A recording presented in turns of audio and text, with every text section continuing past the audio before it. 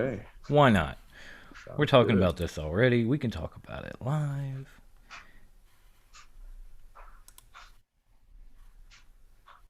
I think we're up. It's I'll just find taking out. its dear sweet time. Yeah, we're live. Yeah, we're live. What's Lethal going on? Quarantine Revisited. It's been about a year since we did it, and we just hit the 1 year mark of this bullshit. Bro, I had a nice ass beard back then. Like that thing was huge. I looked I like know. friggin' Remember the episode that I posted? It was like, yeah. That's what I saw. I was wow. like, holy shit! I look like You got a Grizzly good. Adams. You're starting to get some good growth, though. There's some gains there. We're Oh, we're the gains are here. we're slowly working our way back to that like last year version of the high class beard. Yes, I can't It'll be wait. it'll be majestic before you know it. In a blink of an eye, it'll be majestic once again. It's only been a couple of weeks. It's definitely starting to gain, and we'll get there. I'm still pissed you had to lose it in the circumstances, but Yeah. what are you gonna do? Oh, shout out to Straight Talk with the Straight Talk Wireless. I mean, Straight Talk Wireless, Straight What Talk the? Wrestling, Uh, for retweeting the tweet I literally just put out. yeah, I just got it too. Those fucking guys. You got to check them out too. That dude does some great interviews. He's got his daughter doing interviews with people. It's pretty cool. I love the mini host. She's talked to everybody. It's like cute little girl asking questions to Shane Taylor. It's a trip.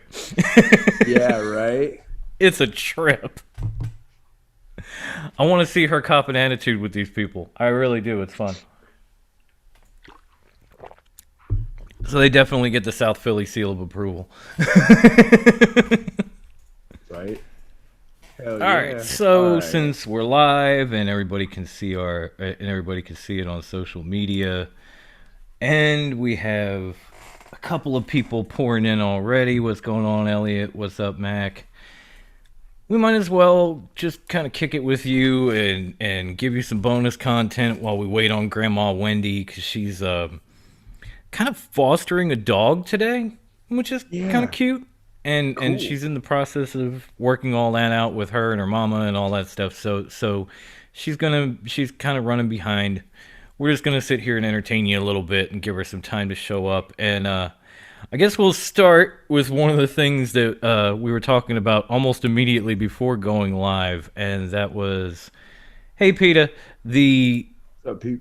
the situation in WWE with Aleister Black and Andrade, and the fact that like the other day marked 5 months since they've been on any kind of television program for WWE. We also had reports like WWE actually tweeted out and wished Andrade, luck in his future endeavors. How do you They fire then someone and then unfire they them? then took it back, and then multiple reports that it's from WWE sources said that they denied ever releasing him. I don't know. Again, to answer your question, high class, I don't know how you fire somebody and then go, wait. We changed our mind. Hold up. You can't leave. You want to leave, so you can't leave. You'll leave when we say you leave. Yeah. Get back here. You know, So at this moment, Andrade's still on the roster. I'm thinking maybe Charlotte Flair had something to do with that, but that's yeah. just me. Because when the reports came out, we had a lot of people, whether it be Chris or especially on Facebook, asking us, like, what does this mean for Charlotte now? Because they've been on the same show for years, they've been dating for years, they're engaged, they're soon to be married. If Andrade leaves, does that mean that Charlotte maybe leaves. Charlotte picks up and walks out the door? Dear God, I hope not. She just needs to stay in WWE. I don't want her anywhere else. Um, the she yeah, Pete. I guess what you said, about they need to be released. Yeah, I guess that would make sense because if they get released, they have to wait 90. They got a 90-day no compete clause. But if they Right. run their contracts out and don't resign, they can immediately go wherever the hell they want to go. And yeah, they do want to avoid a mock situation. But the thing that Dom, I brought this up before we went live. We're like, wait a minute, we might as well get this out there so everyone can see it.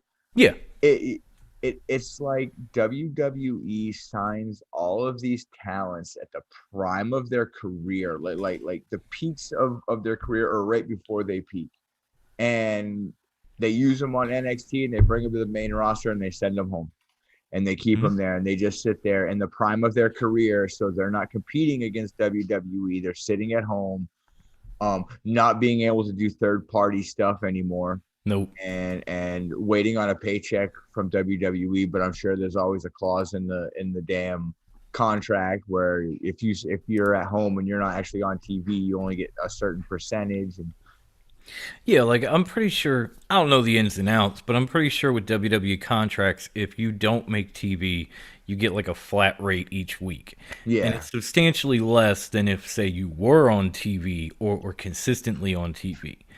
So it's like, go home and we'll give you X amount of dollars a week to sit there. I have two huge problems with this. One stems from NXT, where these guys both spent a good bit of time and they were red hot coming out and of were NXT. extremely hot. I mean, Andrade did the whole transformation where he went from being like the unfocused ladies' man to NXT champion in the course of a year, only to drop the belt to Drew and then come to the main roster. And when he hit the main roster, he had some nice matches. He had some nice rivalries. He unmasked Rey Mysterio. Not that we didn't know what he looked like anyway, but he still did it. And then when he came up, then Aleister Black was behind him developing and growing and getting over in NXT and getting to that upper echelon and even getting out on, Raw and SmackDown when he and Ricochet were tagged up and doing all this. And then from the minute he got to a main roster, it was like everybody in the creative team sat there with Vince McMahon and said, what do we do with this guy? Because again, he spent months doing what I'm doing now, sitting in a room next to a door and saying, I want somebody to knock on my door. If he walked out that door, there were about a dozen people he could kill, but he never walked out that door. For 3 or 4 months, week in and week out, just cutting these great promos. Don't get me wrong.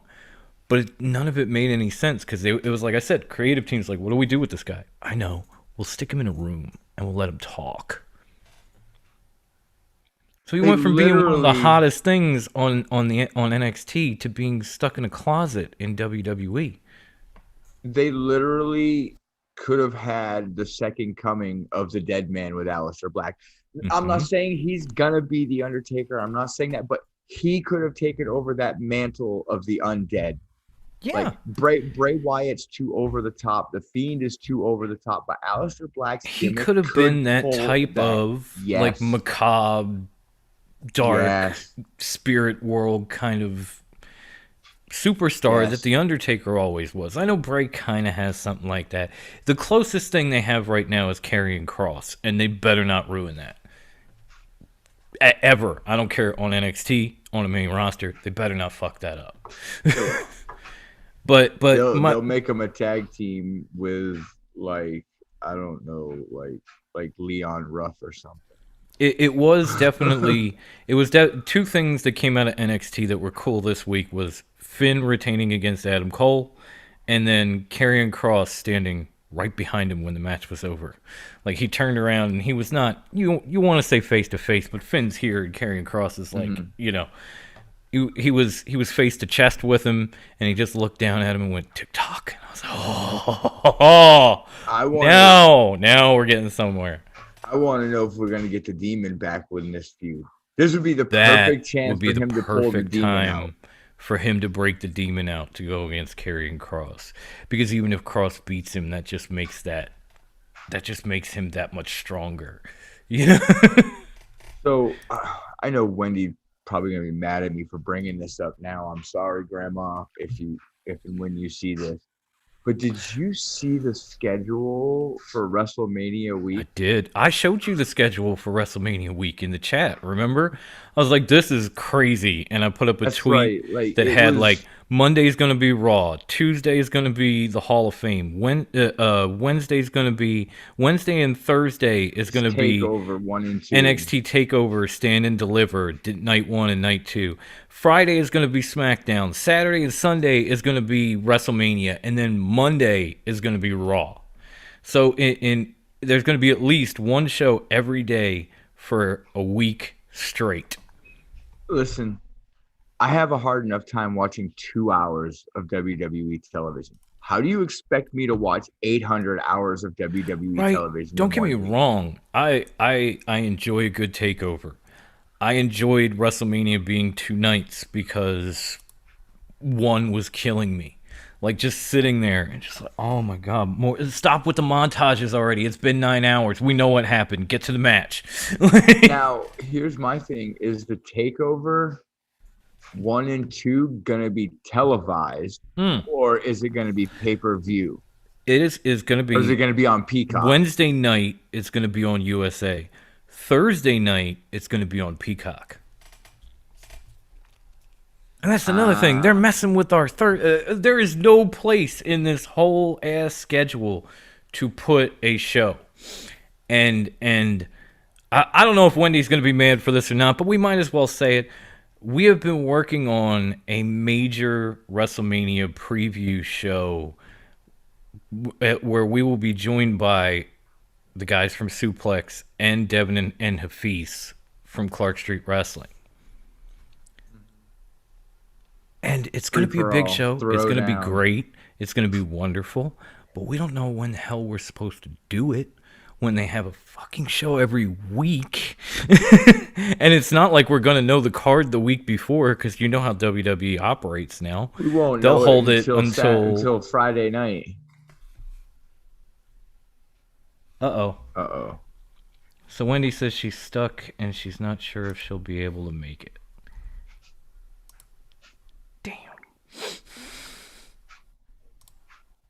Yep, you and me both. So it's gonna be it's gonna be a little difficult, but we are trying to break that out. We are trying to give you like a super show for WrestleMania. We're still working out the details. We're still trying to figure out, when and where we can do this. But I guess since we don't have Wendy and since we've been on for a minute now, we might as well start the recording and start the damn show. Yeah, we might as well. Because we have a lot of stuff to talk about. Most of it is not WWE related. So we wanted to give you something WWE, NXT, and bonus content for those of you that showed up before we busted into basically what we really wanted to talk about. Or at least what the three of us did. I'm not sure, but we're going to try this anyway. So, yes. Hit that record and kick her off. I got you.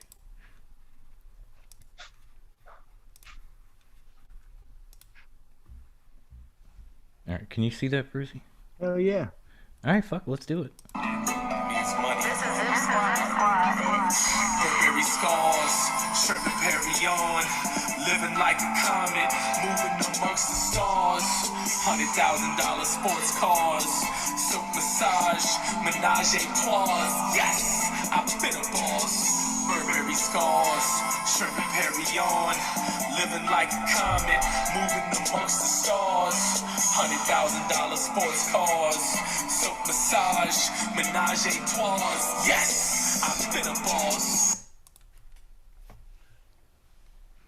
Welcome to another episode of the Voices of the Squared Circle Top Rope Wrestling Talk. Yes, this is a show by wrestling fans for wrestling fans. Like yes. And like you. And you. I'm talking to you too. I see you in the back. You too. Yep. So joining me, well, hold on. Not able to join us due to certain circumstances, but it's okay. She's adopting a dog. Yeah. You got to let her off the hook for that one. Yeah. But we still love her. We still love her. Miss Latina Heat herself, the first lady of Top Rope Wrestling Talk. Hashtag the whole ass vibe, Grandma Wendy. Viva la raza! If you're not cheating, you're not trying. We lie, we cheat, we steal.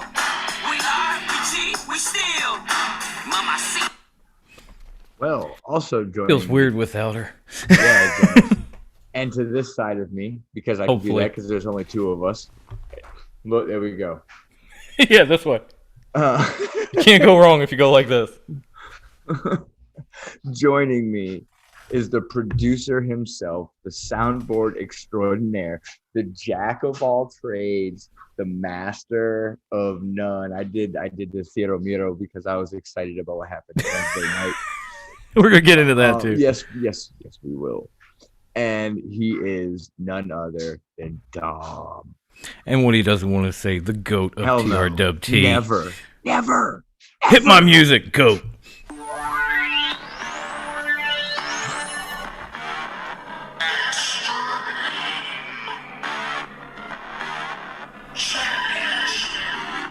D-O-M.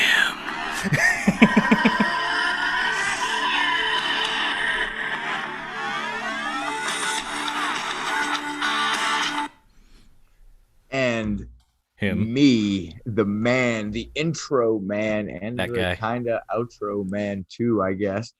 The, We'll figure something out. Yeah, we got it. The founder of Top Rope Wrestling Talk, the high class one, the MJF scarf wearing MJF Mark, high class. Bruce. There it is. Bruce.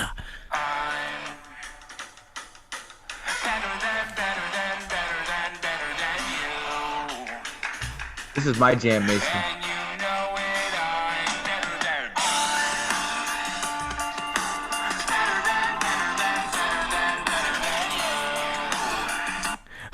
That is so awesome.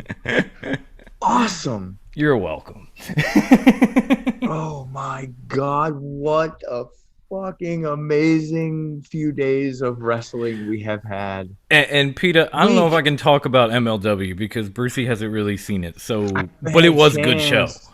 I haven't had a chance to really even catch up on it because It's of been it was a football damn and stuff. good show. You definitely got to check it out. It Oh, I was will. more Azteca Underground coming, more everything Hammerstone, Calvin Drink my Tankman looking root like beer. a beast. Yeah, where's my coffee? But we had enough to talk about this week already because we haven't. The last time we came back to you, we were doing AEW Revolution predictions, and we've had a lot happen since. So I tried to slap it together as much as I could so that, well, originally the three, now two of us can go through it and give you all our takes, our opinions, our predictions, whatever, moving forward. Let's put a pause on this real quick. Give me a minute. Oh, you're fine. Oh, I see what he's doing now. This is also how you can tell that great minds think alike, because we did not plan this shit.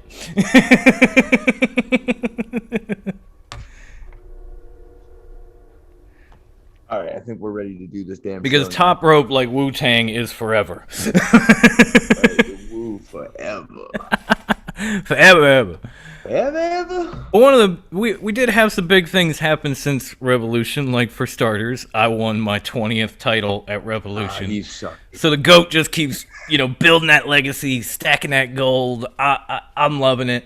I also had my birthday, so I'm older. I'm not much wiser, but I'm older for sure. Definitely old. I'm definitely old. That's no, and we also had our first Twitter entrant win a title in our group. So congratulations to Kadrian on pulling the TNT title at Revolution. That was pretty awesome. Like you definitely broke new ground because we started doing this months ago and nobody's done it yet, but you did. So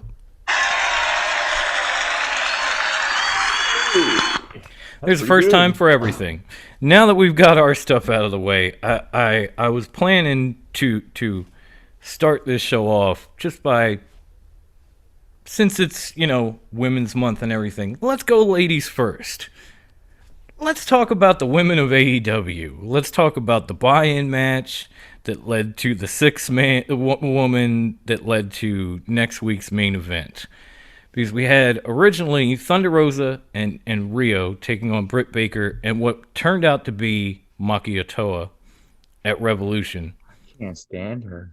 And then, of course, Nyla got involved, and Thunder Rosa came out, And that led to that 6-woman match on Dynamite last week, where it ended up being, because I don't know why Rio didn't show up, but it ended up being Thunder Rosa, Shida, and Rio Mizunami taking on Nyla, Britt Baker, and Maki Otoa, who refused to stop singing even when the match broke out. So, like, her two are getting beat on by 3 women, and she's just like, nope, it's my solo.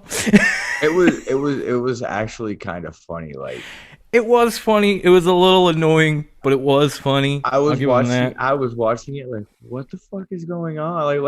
And my wife was sitting on the couch talking to her. I'm like, what the fuck is going on? She's like, I don't know. You two? I swear, I looked at Kathy, and you know Kathy watches wrestling. She's tied with you for second all-time in title reigns. And I said to her, like, what the fuck am I seeing? And she's like, I'll tell you, I just don't know. And I was like, why is she still singing? I don't know. Does she realize there's a fight? I guess not. Not until she finishes her solo, because she got kicked out of a girl band. Like, I guess the show must go on. I don't know. You know, for a singer, she's a hell of a wrestler. I'll give her that. I don't know. Those microphone shots were pretty fucking weak at the beginning of the match. Just semi. Little weak. I love AEW, but that was weak.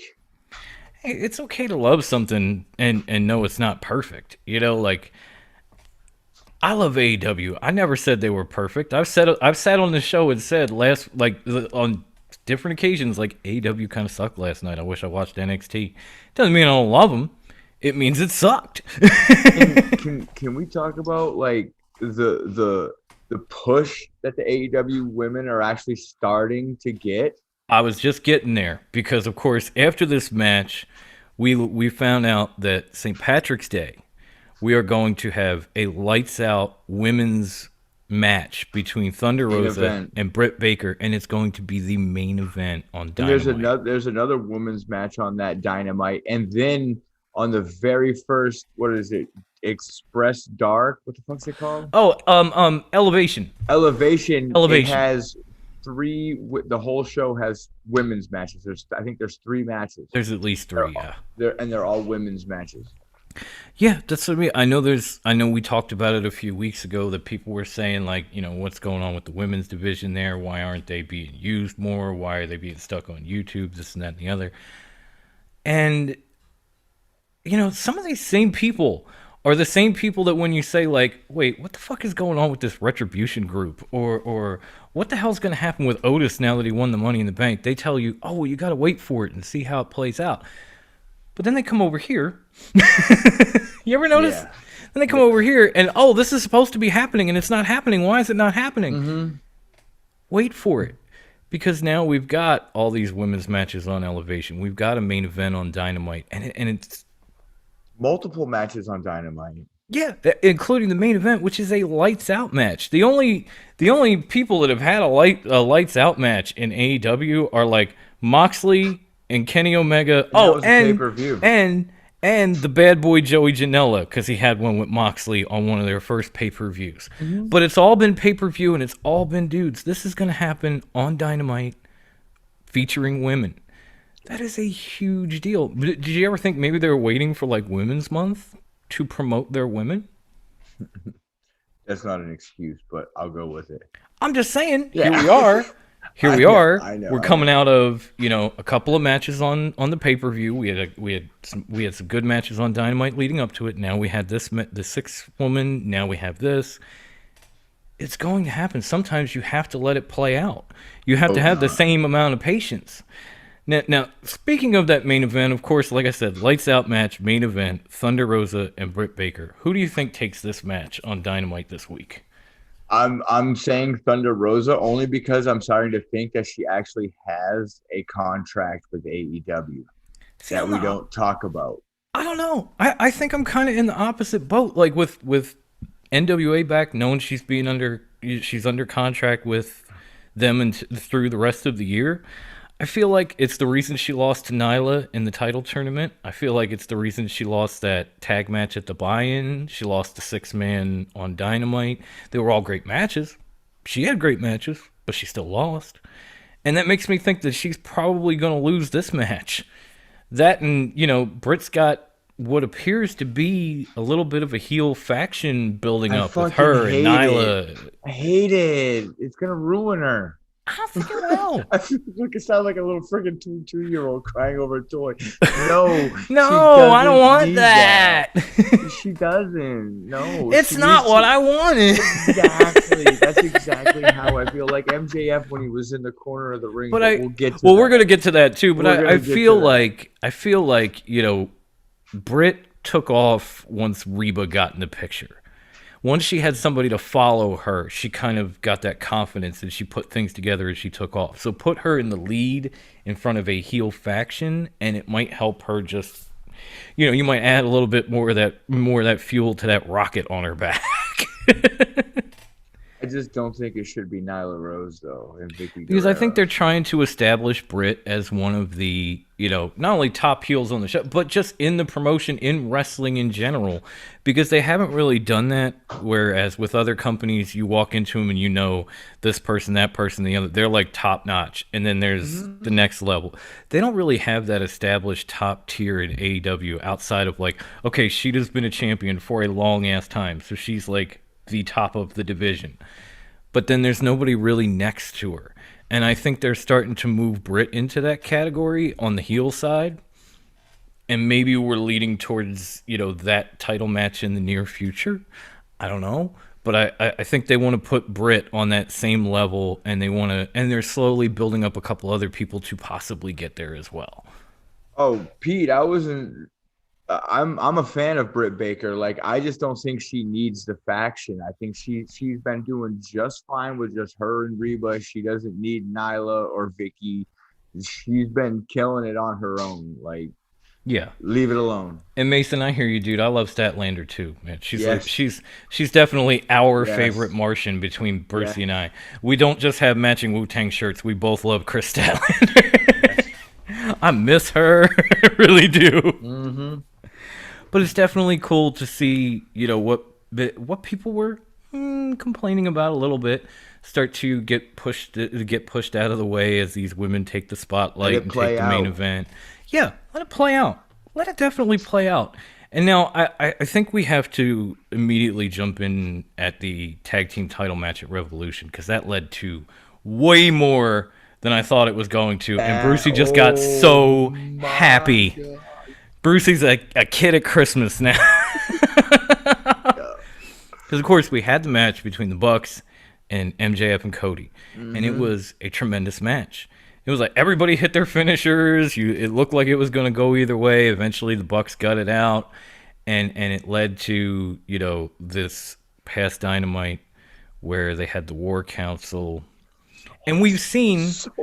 Because going back, we've seen like MJF look at the guys in the inner circle after Jericho left and said, "Close the door." We've seen he's had these private moments meetings in private, sans Jericho with the rest of the guys. So when they got to the War Council, and MJF says, and MJF and Jericho are talking. The next thing you know, we get the appearance of the Spanish God. Now here's the thing with this. I was actually marking out for this. I was excited when he came out because I thought he was going to come out and do something babyface. I did too. I really did too. I thought he was going to come out and punch MJF, or he was going to, I thought he was just going to come out and take the whole inner circle on. Like he was going to be that true babyface that he could have been set up to be after leaving. Yeah. At first, I thought maybe Sammy was going to show up with his own clique. Yeah. But he ends up proving to Jericho that like this has been going on. And it turns out they were all in on it, and they were all trying to set up MJF to throw him out. And it looked like Brucey's boy was in trouble. Even when he was on the mic, it sounded like he was in trouble until the very, very last minute. And then we had like the lights go out. And when they come back up, behind the inner circle, you see FTR, Tully, Wardlow, and Shawn Spears. And you're like, wait, what?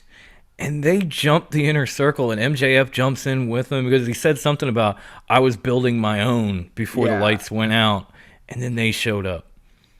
And they laid waste to the inner Dude, circle. Hager got a bottle of champagne smashed over his Jericho head. was a bloody mess put through like some part of the stage or a table or something. Sammy's head went through a chair. Sammy's head went through a chair. It was around his neck. I mean, they dominated. They destroyed him. And so, like, now the question becomes, and I don't know if they're going to call it this because we touched on that before, but like, did we just see the Four Horsemen come back? And MJF became the missing piece? Because I know Brucey had said, like, Cody's going to turn heel, and that would have been huge. But to get the top heel in AEW, if not wrestling, to join your Horseman faction. Exactly. Did we not just see the return? Because I know people are going to say, well, there's too many guys. But if you think about it, there were guys that ran around with the Four Horsemen. Mm-hmm. They weren't technically, but they still ran with them, whether it was J.J. Dillon or Barry Windham or whoever in the past. It was never just a four-person group. There were always extras. And speaking of extras, there's Little Demon. Hey, dude. Uncle Psycho misses you. Yeah, too sweet. I love that kid.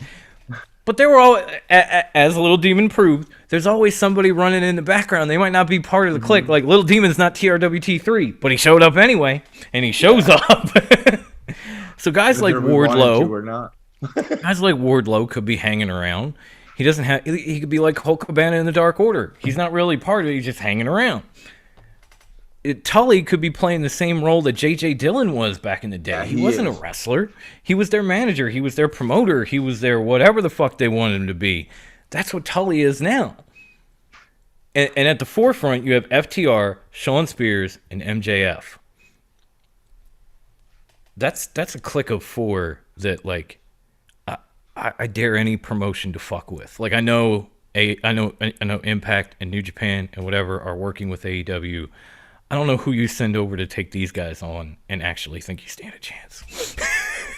So I was thinking, and it was brought up actually in the thread. I read it after I watched Dynamite because I scrolled through the thread because I want to see what some people said. Do I smell blood and guts coming? Yes. And do you think said blood and guts will be on the same night as TakeOver?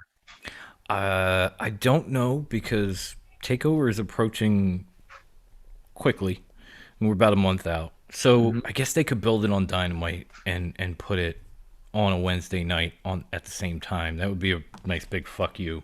Kind of a payback with the Great American Bash and Fyter Fest, I think it was. You know, where NXT last minute just went, oh, we're going to do something too. Yeah.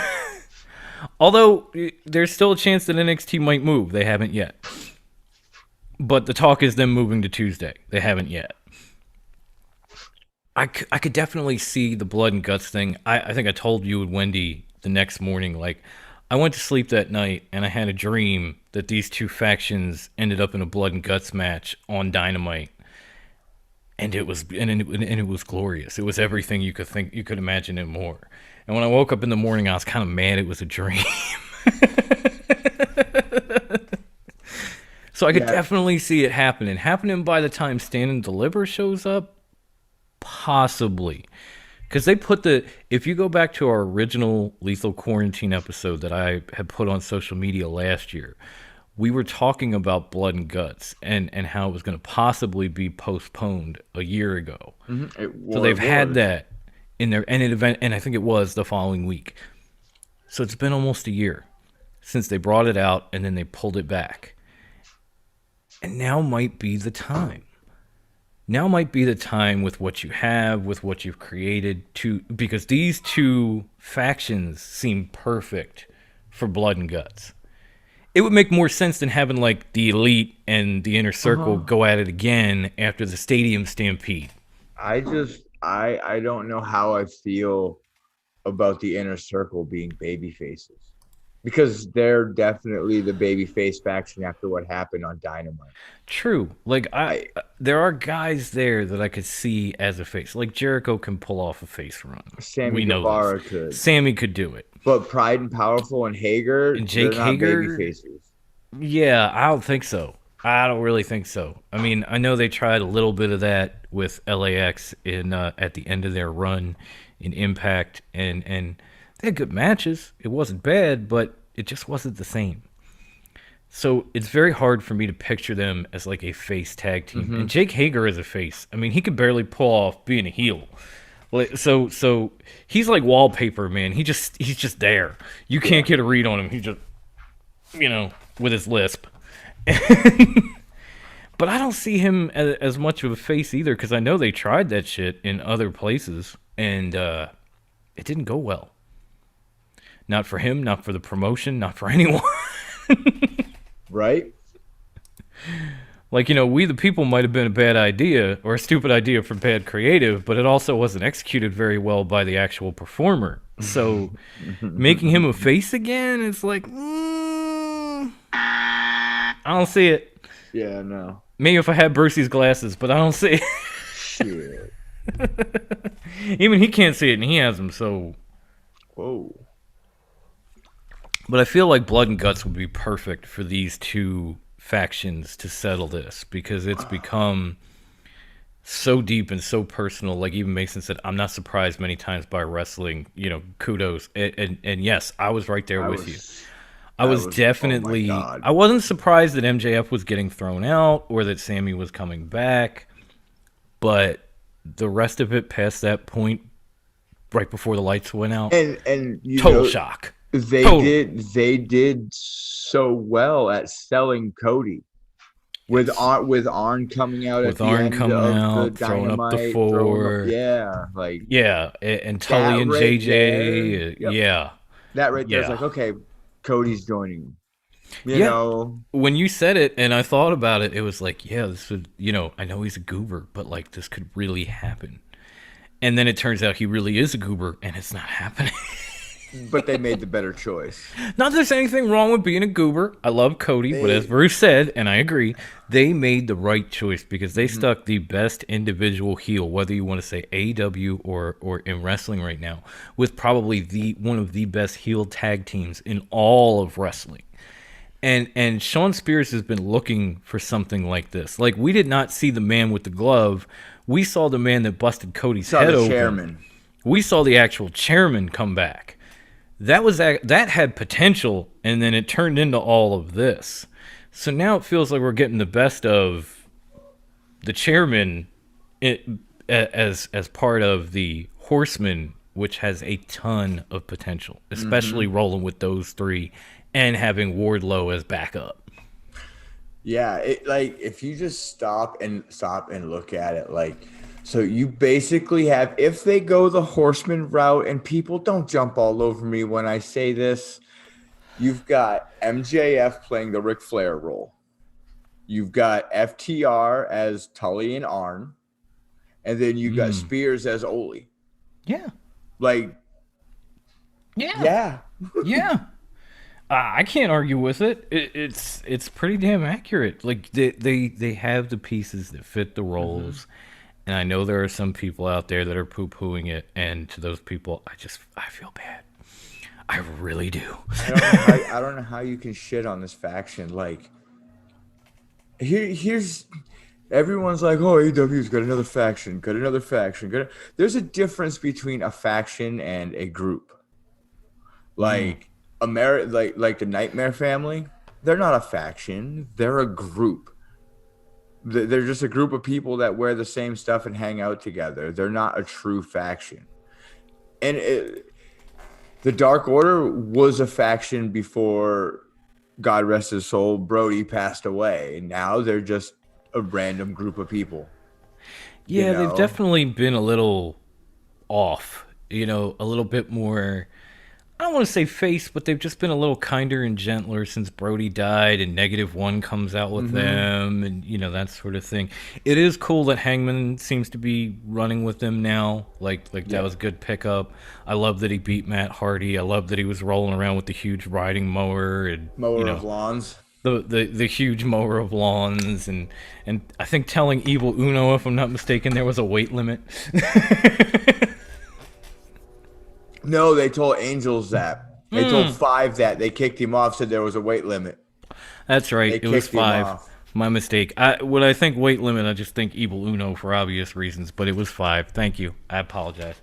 But it was definitely good stuff. And then we had so many people, like, obviously had Hangman win, join the Dark Order. And we're going to get into a few other things as we go down here, but I'm definitely interested to see where this whole thing between what looks like the Horsemen and the Inner Circle and where that goes. It's so good. Like, there are people that knocked AEW going into that show, and they were like, "Oh, bravo! Okay, Yeah. I see you now."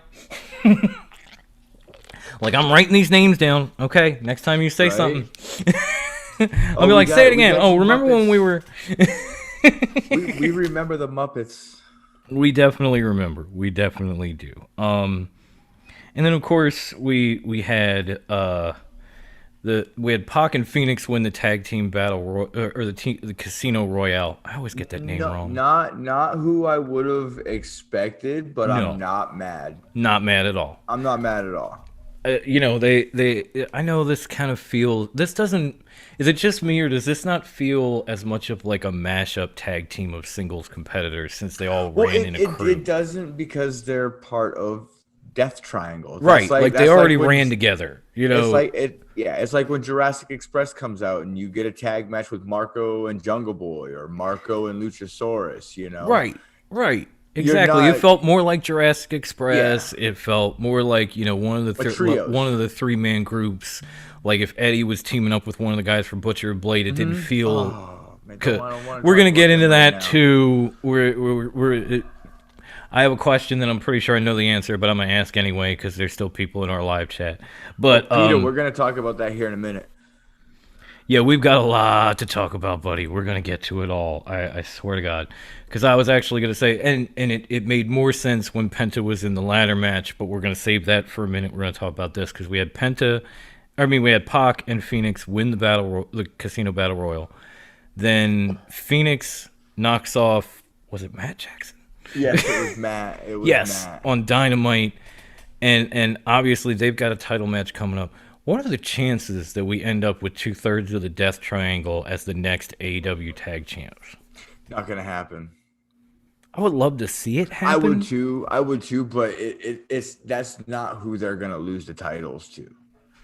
They're gonna lose the titles to like an FTR or the Good Brothers because we'll get to that down the road as well. Yeah, we're gonna get to that too a little bit probably. I think I have it in the rundown. If not, we'll probably talk about it a little bit when we get towards some of the sacrifice stuff.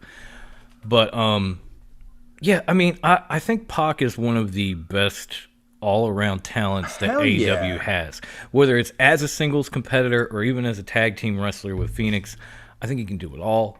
I think they do make a great team because they're definitely they're similar, but they have different styles. Like Phoenix is a little more suicidal at high flying, where Pac is a little more smash mouth submission.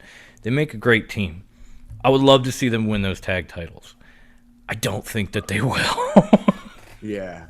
I would love to be wrong, but I'm probably not. And I have 20 titles to show for it, including Pretty Platinum. Dear God in heaven, save me. Why isn't Wendy here tonight to help me through this? Fuck. Oh, man, do I need to hit it again? Damn you, Wendy. Boo! Boo, Wendy! I'm just kidding. She's not even in the chat room to help me. I know, right? She's totally focused on this new dog. And Peter says Pac deserves to have a belt one way or another, but I'm probably biased. Yeah, because you know. No, he does, and he can carry any one of the titles.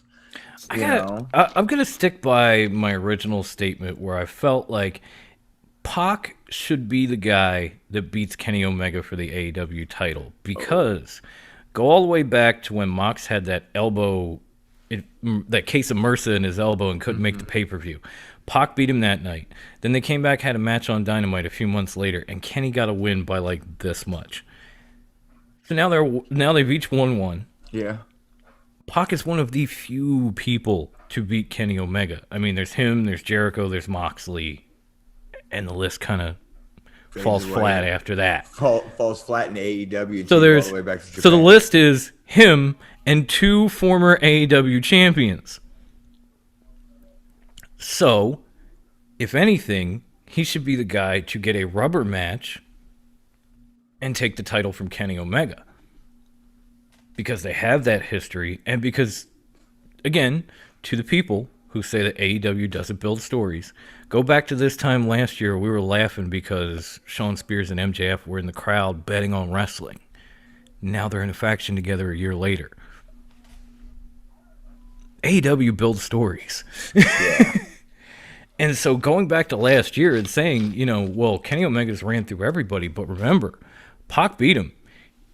Kenny damn near killed himself just to get a win on him on Dynamite before time ran out. Mm-hmm.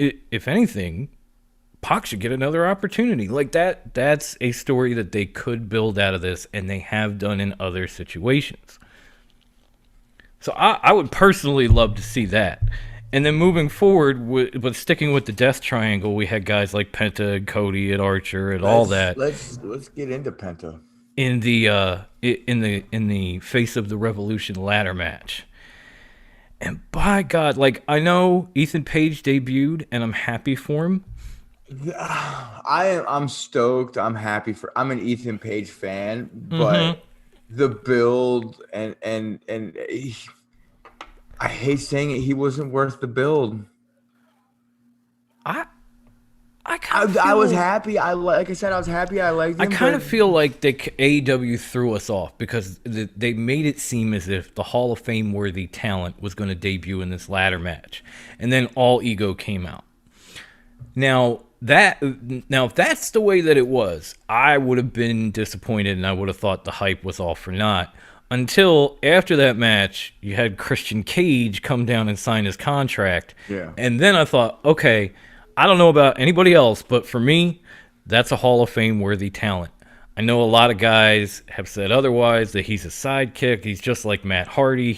I got to tell you guys, Matt Hardy has had a pretty damn good career. A Hall of Fame worthy career. 90% of his success was outside of WWE. Oh no, but even before that, like he's held Cruiserweight champions, U.S. championships, ECW championships in WWE.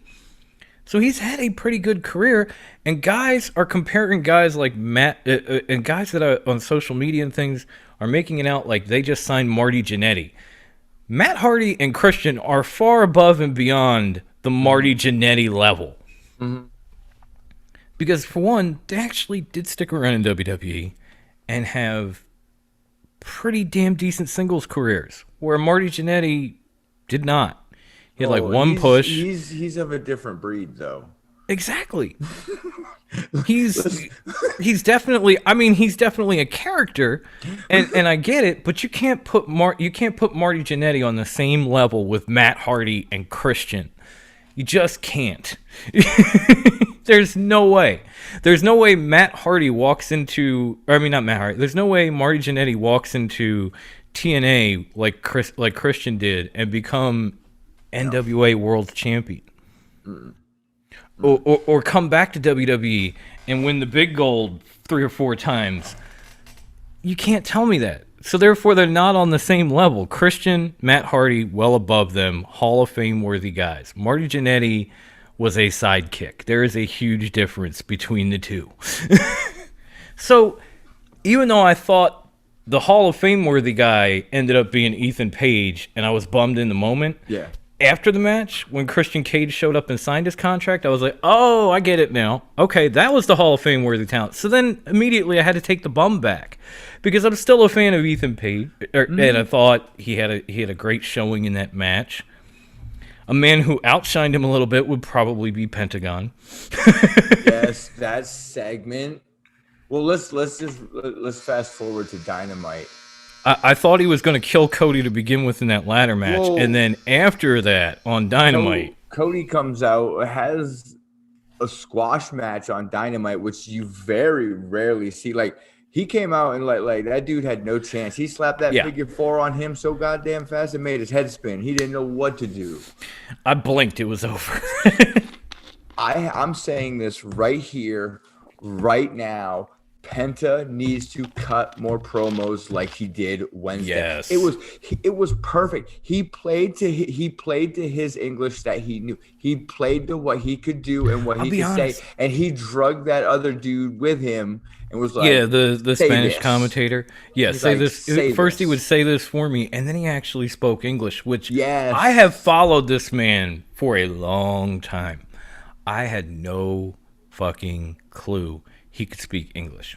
None. Mm-mm. This is not Shinsuke where WWE made it out like he couldn't, and I knew that he could.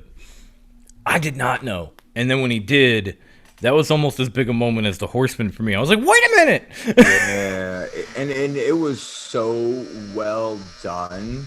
And then he called himself like the Lord of Lucha Libre. You're the Prince of Wrestling. I'm the Lord of Lucha Libre. Like, oh God. Wait, I gotta get it in camera.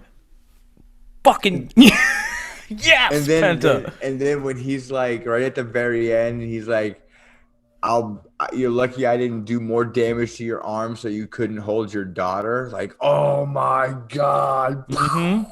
Fireworks. Shots fired. Just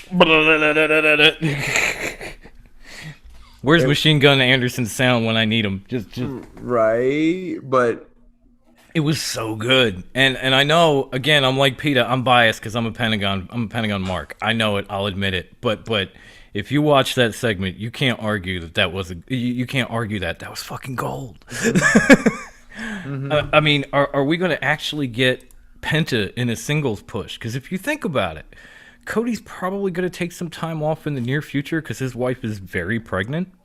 Could this feud with Penta end up putting Cody out to where he's, at home trying to be a new dad, trying to be there for Brandy, and Penta gets that push into the forefront because we have Pac and Phoenix going after the tag titles now. So are we now going to get the singles push for Penta that people thought he deserved in the fucking first place, like me? Yeah, we most definitely could be. I mean, but also you got to think about Scorpio Sky's coming on strong. Oh, we're going to talk about that too. After that showing. And we're definitely talking about that too. I sidetracked myself. Yeah, that's fine. We're talking about the ladder match, so we were talking about that, and it led into the Cody stuff, and this all kind of ties. Because I got to backtrack too. Mac agreed with me. Matt Hardy and Christian ain't nobody's sidekicks. No, thank you. No. Preach, my brother. Oh, my brother, testify. I am just over the hill happy about this heel turn from Scorpio Sky and the fact that he's getting that forefront push. No, me too. I love that he won that match because it was huge. I love that he grabbed the Sonic ring from top of the ladder. That was kind of beautiful because he's a gamer, so it was ironic. Yeah. I did not love that he lost. On a fucking roll up. Here's why I'm not mad about the loss on Dynamite to Darby. That gave him the opportunity to 100% solidify his heel turn when he put that leg lock in after the match was over. He solidified, hey, I'm a fucking heel now. Yeah, no, this is me from now on. Now, the next time they wrestle, he'll take that title from him. I was gonna get to that too, where it was like it did make me mad, but then you get that initial wrestling burst of emotion when you're a fan. Like you see something happen. Like I saw Scorpio lose like that, and I got mad. I did too. Because this guy fought back from injury. He looked great in that ladder match. He was just headed up, and then Darby beats him the same way he beat guys like Cody or Brian Cage or whatever. And you're like, okay, why the fuck did this happen? But then I thought, wait. This probably won't be the last time we see this title match. This was Sky solidifying himself. Like, look how much time I spent on the shelf. Look at what I did coming back. Yep. Like, walk back onto the scene on Wednesday. By Sunday, I had won a ladder match. By the following Wednesday, I had damn near beaten this dude for a title. And I just proved to everybody that I could be as big a heel as anyone in this company and get over with it. Yeah. So I don't think this is the last we're gonna see of Darby and Scorpio. I just think next time the outcome might be different. Because Sky really, really impressed the hell out of me. Like I said, coming back from the torn meniscus and barely getting on Dynamite before Revolution, then showing up in that ladder match, and he went through hell in that. Maybe not as much as Cody, but still, pretty decent amount of hell. Got put through a freaking ladder. You know, all this stuff to come back, win it, get this match with Darby, and then lose by this much. We will see it again. It does suck, but I feel like we're going to see it again. So I'm not that upset about it. If it never happens, or if Scorpio Sky just fades off into, you know, being the king of, I'll be pissed. If he goes back to being the king of dark once again, I'm gonna be mad. But if he stays on Dynamite, if he develops this character, because I gotta say something, heel Scorpio Sky is fucking gold. It's better than anything he could do as a face. Where do you think This Is the Worst Town it came from? Yeah. It did not come from face Scorpio, okay? For those of you that hadn't followed him before AEW, it did not come from face Scorpio. It's true. It's true. So this man is so much better as a heel. Most wrestlers are, let's be real. But this man is definitely better as a heel, so I'm enjoying that. I'm hoping we get more of that and another match with him and Darby with a different fucking outcome, and then I'll be completely satisfied. If he goes back to dark, I'm gonna riot. I'm gonna be outside Daly's place with a pitchfork and a torch myself if I have to be. Oh Jesus. But, you know, speaking of Darby, because we had that street fight, which was cinematic and actually done pretty well. Yeah, it was. And we had the return to technically in ring, because they had a ring action of Sting himself, and so I wanted to ask my first question is, what would you say? How would you rate Sting's return, even though it was in a cinematic match? You know, all these things. How did he look during that action? Okay. I'm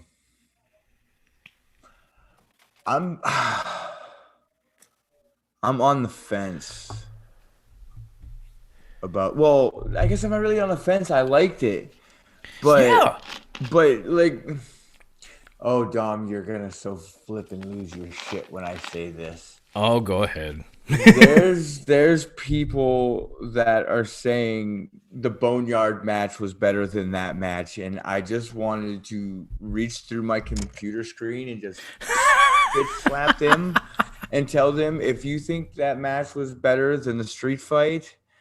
No, I'm not going to be mad at that, because I got to say, I know you have a perspective on it. I have a different one. I enjoyed the Boneyard match, but to be honest, I really felt like the street fight was better.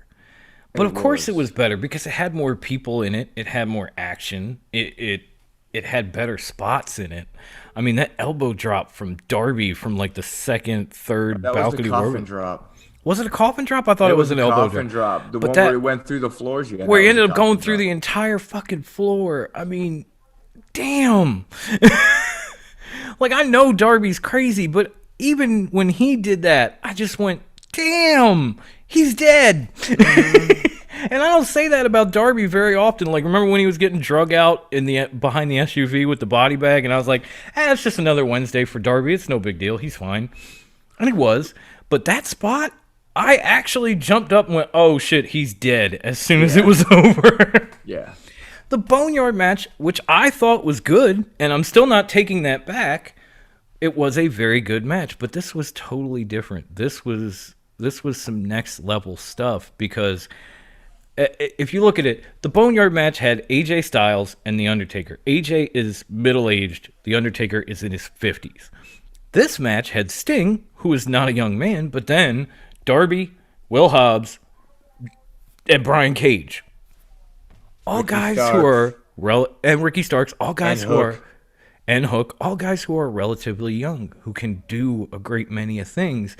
Whereas with AJ and Taker, they were kind of limited. All they did was punch each other. Exactly, because they were kind of limited due to the environment, due to Undertaker's condition, due to AJ being 40-something years old. Where in this match, there was like 6 people involved, and only one of them was well past their prime. And I got to be honest, I enjoyed the hell out of what Sting did.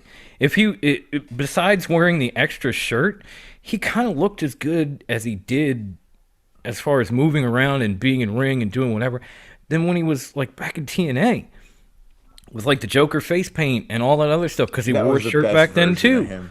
And he was I love damn that good. version. He was damn good in TNA. When he came to WWE, he dropped off a little bit, and at that point you thought, well, you know, he's getting older. But you never thought, well, maybe WWE is holding him back. WWE Because they do that a lot. didn't. Yeah. They ground Ricochet. They tell Keith Lee he's got to be more like a big man and not fly. They put all these limits and governors and rules. They limited the limitless one. They put a limiter on the limitless one. Think about that for 1 second, okay? So when you saw Sting, you thought maybe Sting was losing a step. You never thought maybe WWE was holding him back until last Sunday. And now I'm almost sure of it because he did more in that one match than he did in anything he ever did in WWE, and that was cinematic. So I was very impressed with his performance. I want to see where it goes. I know he got called out a little bit during his interview, and Him and all Lance that. Archer. Him and Lance Archer. That's going to be interesting, to say the least. I'm almost afraid, but I don't know who to be afraid for. Like, should I worry about the Murder Hawk doing something to Sting, or should I worry about Sting ending this man's career? But either way, I'm worried. I'm just worried. Yeah. It should be good, though. I'm definitely interested in it. I definitely like what Sting did, and I definitely enjoyed that match a little bit more than the Boneyard one. And it has nothing to do with WWE. If you put that out anyplace else, I would have said the same thing. Yeah, Boneyard match was trash. Yeah, even Peter said he loved the Boneyard match, but I'm sorry. this particular street fight was better. It's hard to argue that. Mason said I died laughing when Tess said, "Oh my God, get in the ring already." Yeah, like it's a fucking street fight. Why are they even in a ring? I didn't even know why they had one. They always have one.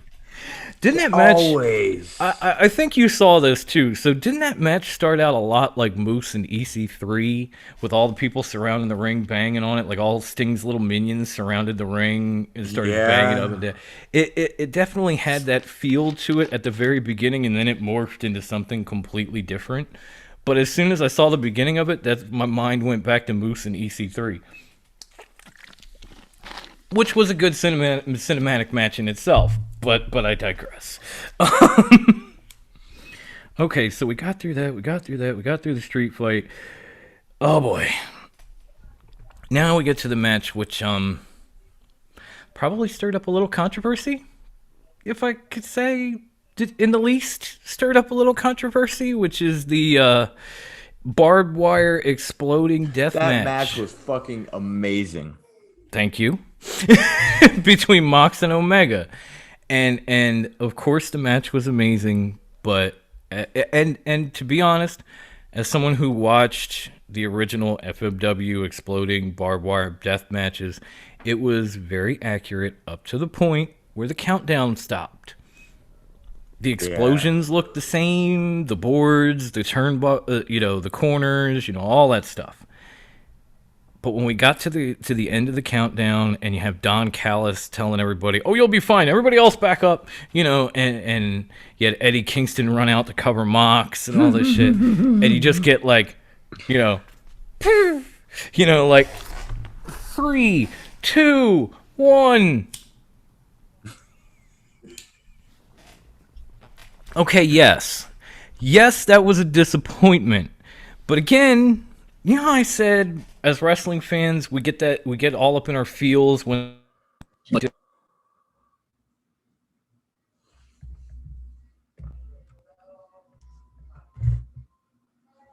Can't hear you.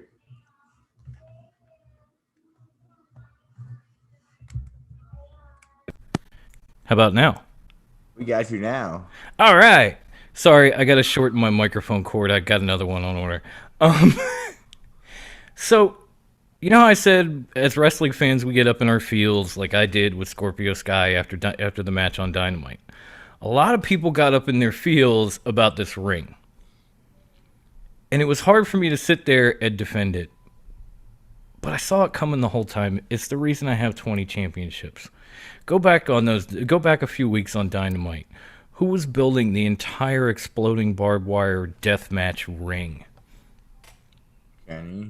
Kenny and the Good Brothers and everything, with Don telling Alex Marvez or whoever it was that they were building the Moxley Annihilator.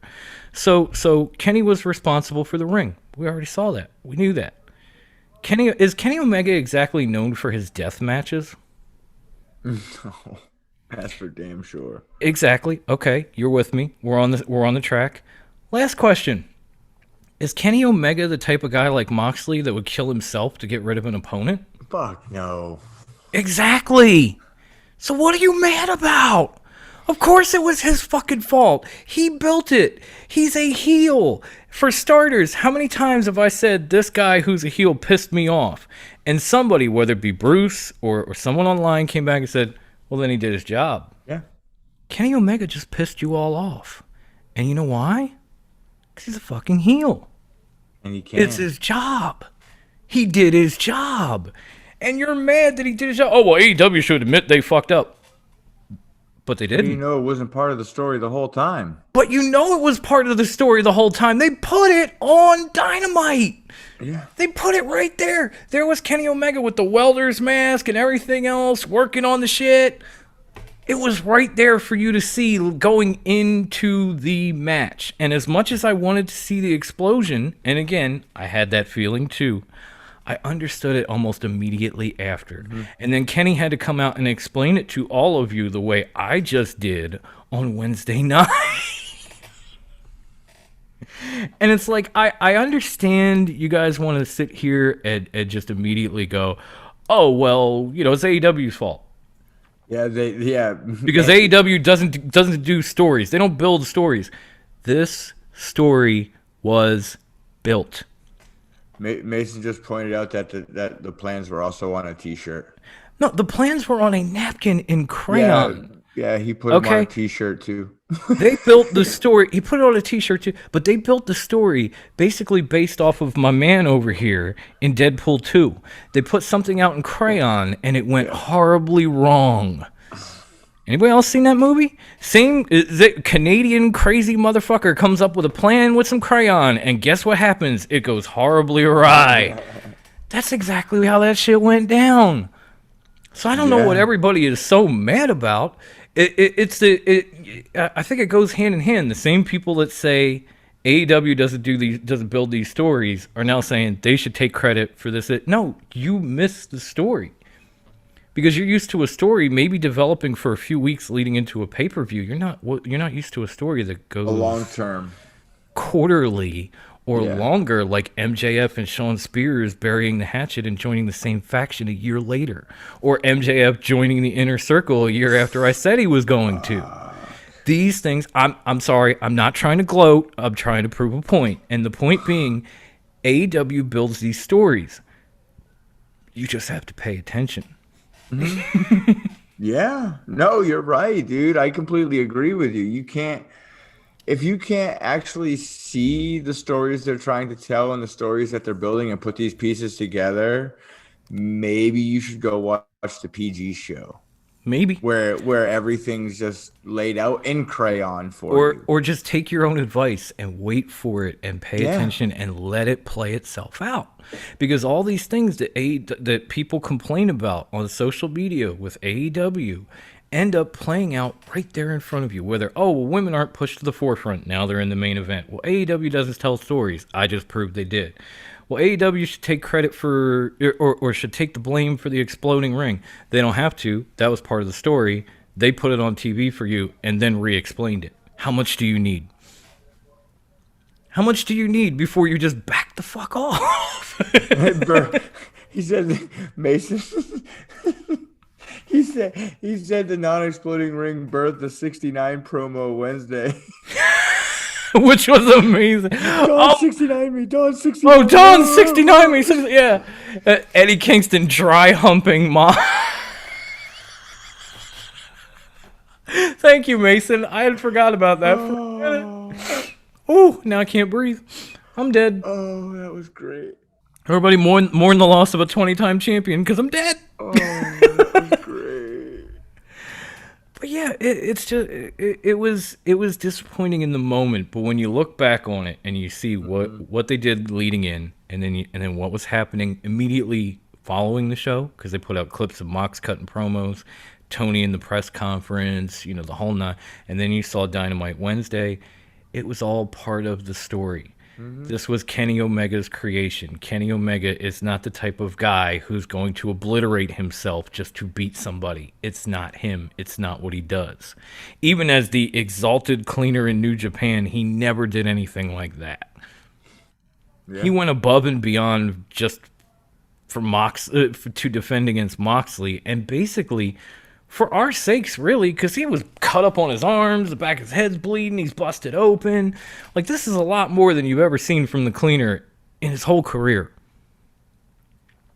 And you're mad because the ring didn't blow up. It was an amazing match. And from that amazing match, we got the dry humping, we got the 69 me, but we also got the reunion between Jon Moxley and Eddie Kingston, which is epic in itself. It is, but what happened because of it was a travesty. I know. And I think if you remember, I was saying, like, well, this is going to put Kingston back with Moxley. And then Kingston's got the Butcher and the Blade. So now this group is going to have the numbers to go against Kenny and the Good Brothers and all that. And then go to Dynamite on Wednesday, and Matt Hardy has said he signed the Butcher, the Blade, and the Bunny. Fuck. Why? Thank you. I don't get that, but I guess they didn't want to, because I'm guessing you're going to kind of get like I don't want to say face version, because like Mox is technically a face, but he's not. But I think you're going to get a little bit more of that. He's a Stone Cold tweener. He's like Stone Cold was. Yeah, I mean, that's what I was comparing Archer to lately myself. But I think we're going to get that from Kingston as well. And I guess they just didn't see it in the Butcher and the Blade and the Bunny. So they decided to move them over to Matt Hardy. And I'm thinking, if Matt just lost all his money, what is he paying these guys with?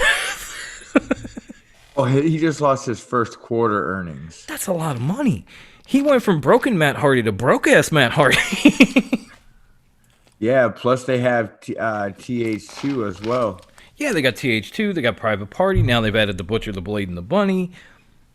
I'm wondering, whose acquisition do you think is better? Was it Big Money Matt getting the Butcher, the Blade, and the Bunny, or the Dark Order getting Hangman Page?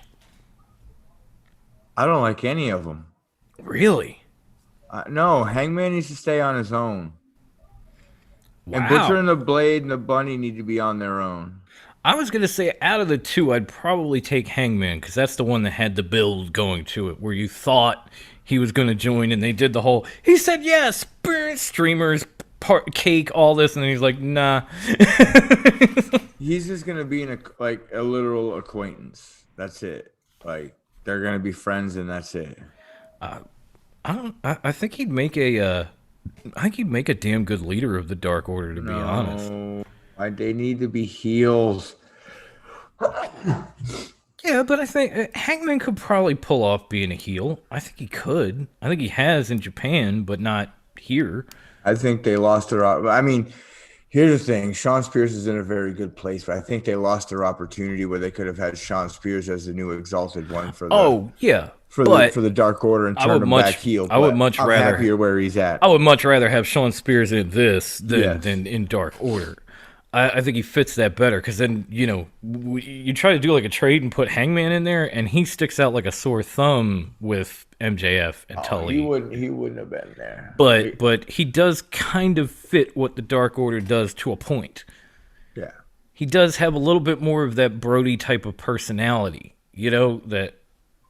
that they haven't had since, may he rest in peace. But he does have that little bit of Brody in him where nobody else at Dark Order really does. They're all good. They complement one another, but they don't have that leader vibe in any member of the group. Like, as much as I love John Silver, you're not going to buy him as the Exalted One. But you might buy Hangman. So I think that's probably a better move of the two. I'm not saying I'm in love with either one, but I just don't understand this whole Butcher Blade Bunny Matt thing. I don't get it. I figured they could have went on their own, or they could have rolled with, Kingston and Moxley. I thought that might have been better because you might have gotten like them versus the Good Brothers, which would have been an awesome match.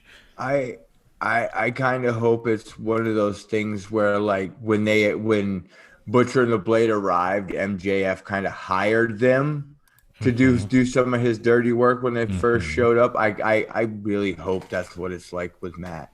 Like he just hired them on to help him take out the Dark Order. Yeah. And then when that's done, they go on their own. Yeah, that would have been cool too. They're kind of like mercenaries. It's not the greatest move in the world, but it's not the worst either. I'm more looking at it and just going, when it comes to the Butcher, the Blade, and the Bunny.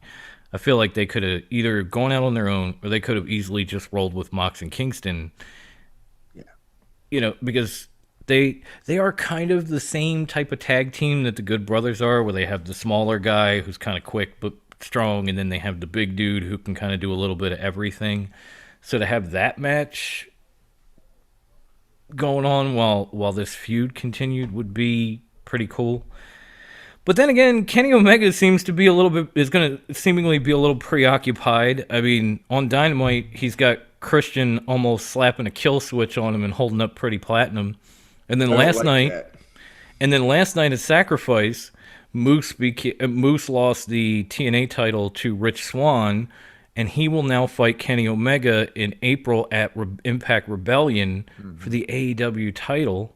They have not said it's a winner-take-all scenario. It is. No, it has been announced. It is winner-take-all. Okay, when they said title for title, I thought they meant that was just on the Moose Swan side. AEW title is up for grabs. Okay, as well. So basically it'll be possibly all three titles on the line unless they unify the TNA and Impact and get rid of one.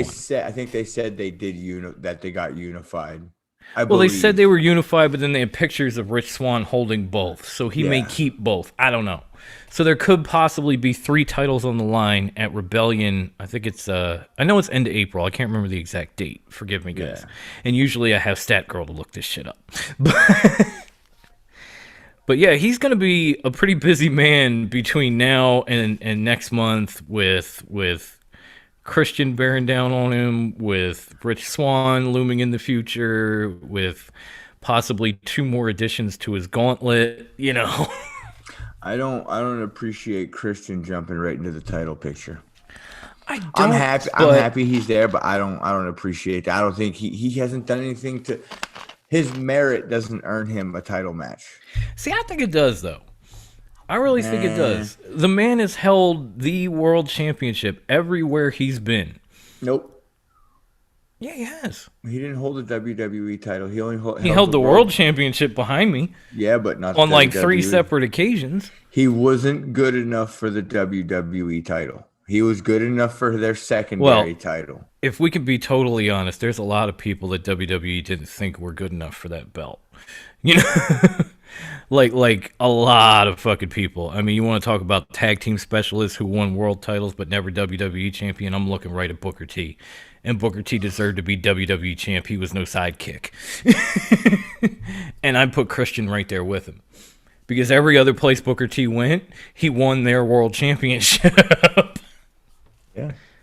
But just not in WWE. So there's a lot of guys like that. But I think his resume speaks for itself. Like, he could walk in and go after a guy like Kenny Omega because he's been a world champion time and time and time again. Whereas, if you saw like Rich Swann come running out the back and attack Kenny Omega before the pay-per-view, you'd be like, what the hell are you doing? And he's a champion now. We're going to see it. We're going to see that. Yeah. Yeah, I guess the big question is the match at Rebellion, is this like a foregone conclusion? Are we just going to get Kenny 3 belts by the end of the night? Yes.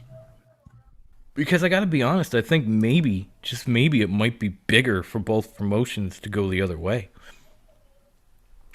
It would definitely help Impact get exposure, but it would also help AEW to have, somebody who's not a vice president, and not a WWE guy walking around with their championship in his hand. It would shut a lot of mouths for a lot of other reasons as well.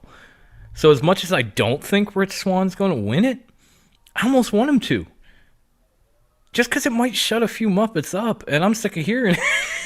No, Kenny's going to win.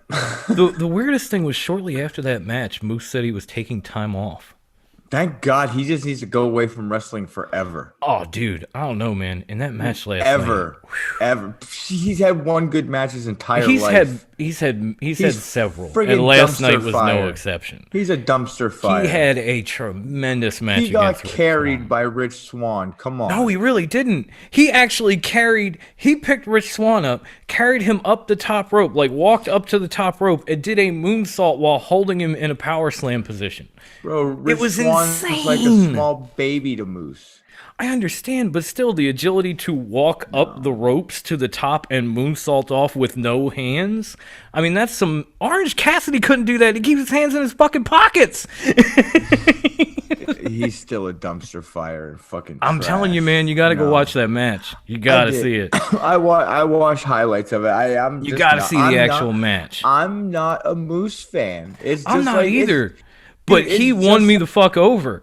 It's just like if Roman Reigns had a 5-star, 6-star match, I still wouldn't like him. I probably wouldn't. I'm not saying I like Moose. I'm saying the man won me over because he had an absolutely amazing performance last night. I thought he might have had a better match than Rich Swann. Do you know why he didn't win that match? Because he couldn't hang with fucking Kenny Omega in a ring. Honestly, that's why. I don't know about that. Dude. I think he lost that match because Kenny can't pick him up for that one-wing angel. Let's be real. He's a 305-pound man who's 6'8". I don't think Kenny can pick him up, even with help. He's still a dumpster fire. Well, either way, it was still, he had a great match, and then he was saying he was taking time off, and I'm like, is this like a Sammy Guevara thing, or are you like waiting your contract out? Like, what's happening here? Like, it definitely threw me off because he's been week in, week out, every pay-per-view for months, and then all of a sudden after this one, he's like, yeah, I need some time, deuces. Interesting. And the other big breaking news, even though there were a few things, the biggest breaking news besides the unified titles were that FinJuice actually beat the Good Brothers last night for the Impact Tag Team titles, which is like, holy fucking shit. Kind of weird. It's weird, but going back to what I said about Rich Swann winning the AEW Championship, like this, it actually kind of, helps both promotions because it gets more eyes on Impact. Like New Japan fans that might want to see these guys might tune in now to watch them as tag team champs. It also gets the Good Brothers back in a chase role, which I think they're kind of better at than actually being champions. They're not going to be chasing the titles you think they're going to be chasing. They're going to be chasing the AEW tag. I was titles. just about to say, it also opens up the opportunity, the possibility of the Good Brothers taking on the Young Bucks for the AEW Tag Team Championships. So it's really beneficial to both sides for it to come out this way. And I'm damn glad for FinJuice. I mean, David Finlay has gotten into... When I saw David Finlay in New Japan at first, he had a big gut. He was out of shape. He was gassing out real quick. He's gotten himself into great shape. Mm-hmm. Juice has definitely improved as far as conditioning and in the ring. And they look wonderful as a tag team. Like, I was super impressed with them because I hadn't seen them for a while since, like, they were over in Japan. And so to see them doing what they did in the ring, on Impact against the Good Brothers, it was like, all right, you fucking deserve it. I can't even lie. Juice Robinson's a weird dude. He is. He's a very, very weird dude, but he's also strange. But he's amazing in the ring. Exceptional worker, yes. Thank you. See, we rock the same shirt. Now we're on the same frame of... We got to do this more often. Next week it's MJF shirts. I don't know. I got to go pick one up. Wow. Yeah, I don't have one. I forgot I have one and you don't. Yeah. I totally did. Okay, Cody Rhodes shirts. We're on it. Yeah, okay. I can do that one. But yeah, it was definitely nice to see them. I mean, they had some other new champions. Ace Austin became X Division champ. That was an You know, amazing match. in an amazing, yes, that might have been the match of the night. There were some good matches on that show from top to bottom, so it's hard to say. But T.J. Perkins against Ace Austin might have been my match of the night. It was that damn good. And the last thing that I wanted to cover was even though Deonna Purrazzo retained her title, leading up to this show in interviews, she had been saying she wanted to be the one to go through the forbidden door. And I put this in for Wendy, and she's not here. She's going to hate herself. She wanted to be the first knockout to compete with AEW talent. And that begs the question here. Who would we see the Virtuoso go after in AEW? Would it be her going after Shida for the title, or would she be going after somebody to defend her championship? I see her. I can't say I'd see her wrestling Britt because they're both heels. I would see her maybe with a Red Velvet to start, and then going over to a Big Swole maybe. Right? What if the Virtuosa decides she wants to be the female Kenny Omega, and the first person she goes after on Dynamite is like Serena Deeb? Fend for yourself. Sorry, my son asked me what was for dinner. I said fend for yourself night. Whatever's in the fridge. That's I know, pretty I've been much there. it. Leftovers, go get them. He's probably gonna eat all my White Castle burgers, and we're gonna fight. Oh man, yeah. My son tends to eat all my super pretzels, and I get pissed. Because I'm from Philly, the pretzel is a staple, and there's 6 of them, and I come back and there's none. I'm like, really? You had 6 today, motherfucker? But that's neither here nor there. I digress.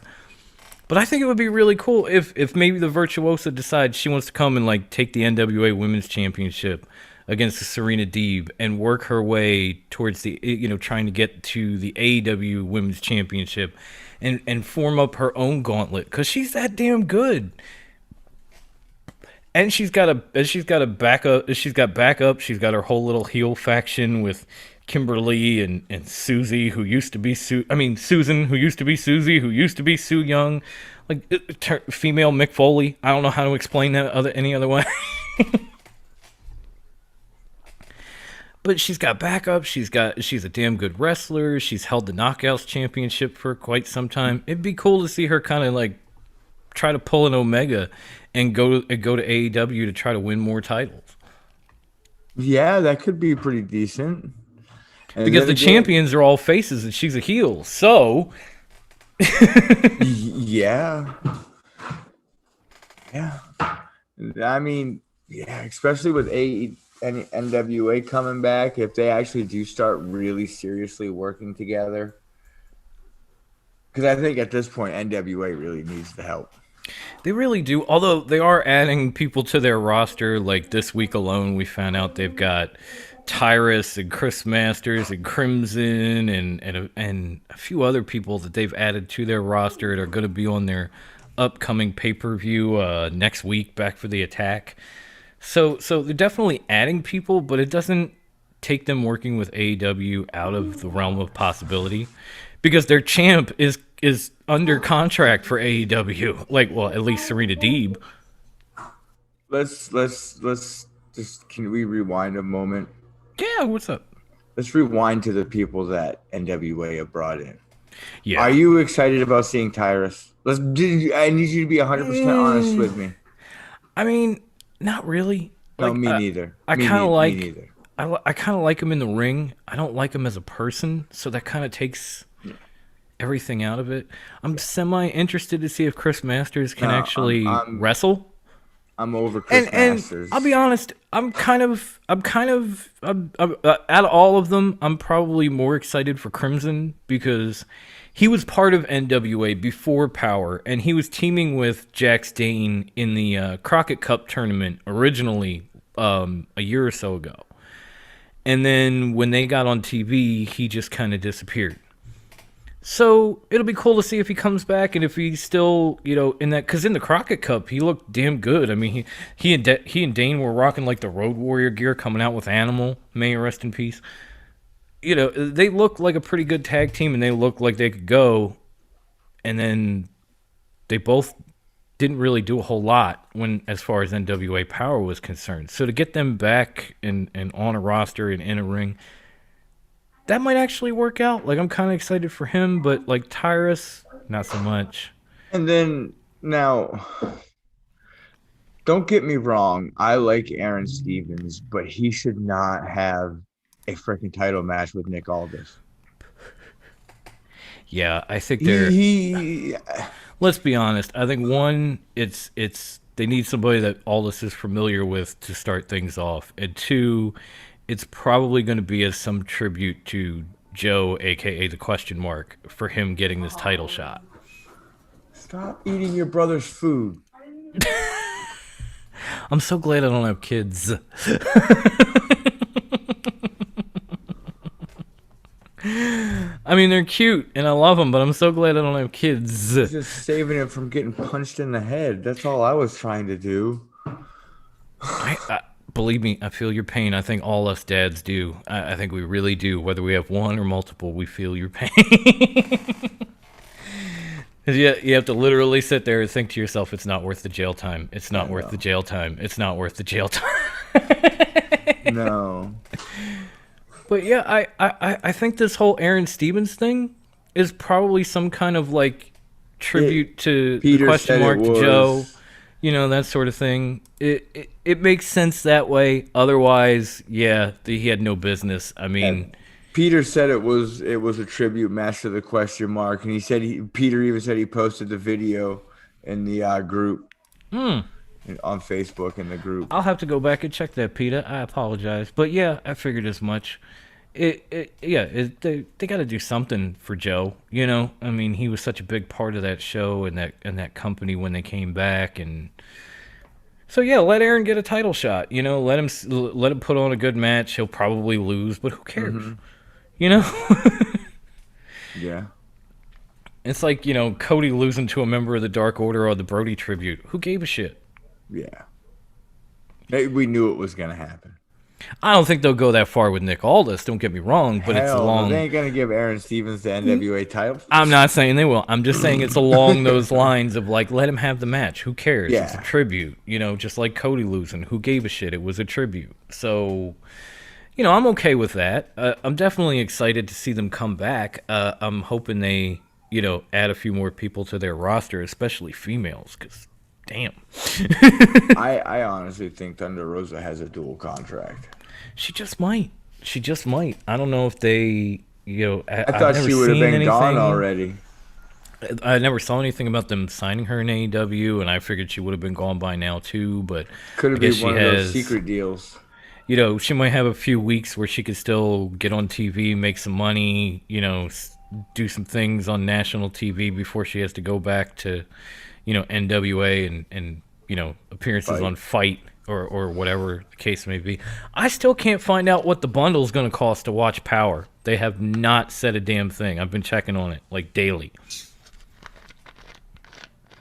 That kind of pisses me off. But Peter had even mentioned Thunder Rosa when it came to Deonna Purrazzo, and I like that too. If she defended her Knockouts championship, that would be crazy.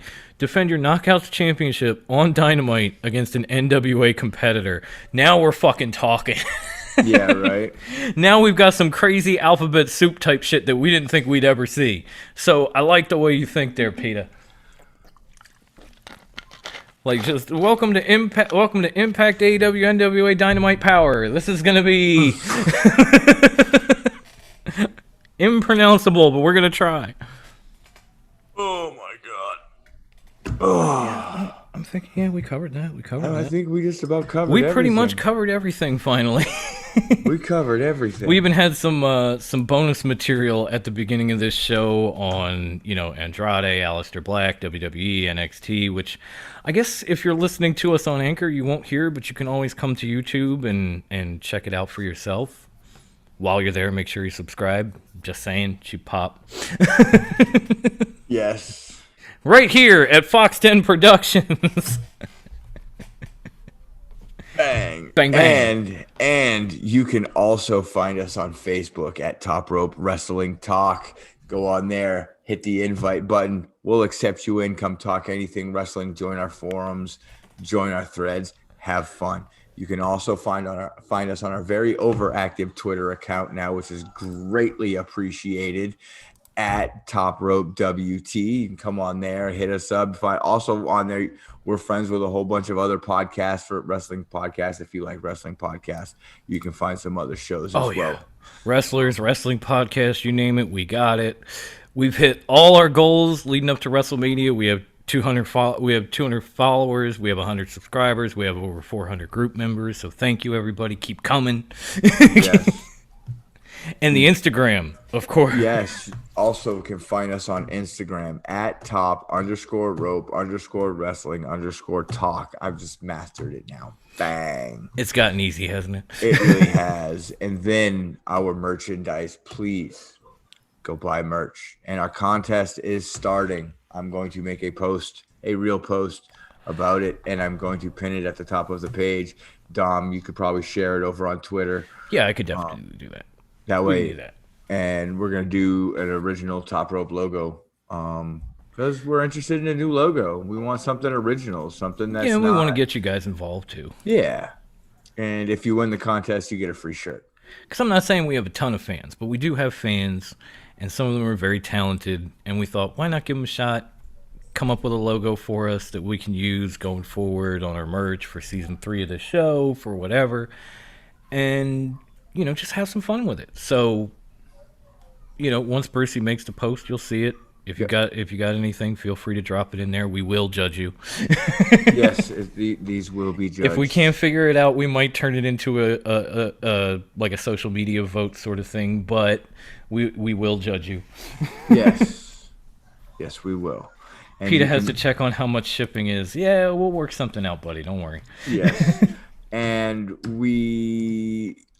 yes, merch on Facebook. You can find us at TRWT Merch. That's our group. Come on there. Just ask all the necessary questions in Messenger, and the merch maker will get back to you. And then you can also find the merch maker and TRWT Merch on Instagram at TRWT_merch. Definitely. And of course, as far as audio podcasts go, you can pretty much find us wherever podcasts are distributed. But we do have one-stop shopping for the most part. You can go to our website, which is anchor.fm/TRWT. Most of our platforms will pop up on that page. The only one you won't see is iHeartRadio. You actually have to go to iHeartRadio and search for Top Rope, but we come right up. You can listen to us there. A lot of people have already. We appreciate it.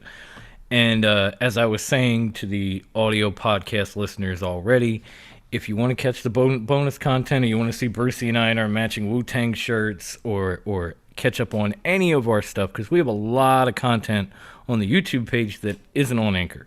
Yep. So if you're interested, come to search for Fox 10 Productions on YouTube, subscribe, ring that bell, even come to our live chat and get involved when we do these things, and just have fun, enjoy wrestling. And the last thing that I want to put out there, because I found out over the weekend from Mrs. Scorsese, and it kind of touched me, was I want to give a big shout out to Progress Wrestling, because their last episode, which you can find on the WWE Network, starts with a tribute to the man, the myth, the legend. Brucey, tell me you can see this. Oh, hell yeah, I can see it. Okay. Shelton Lee, a.k.a. Shells, a.k.a. Scorsese Lord Jones.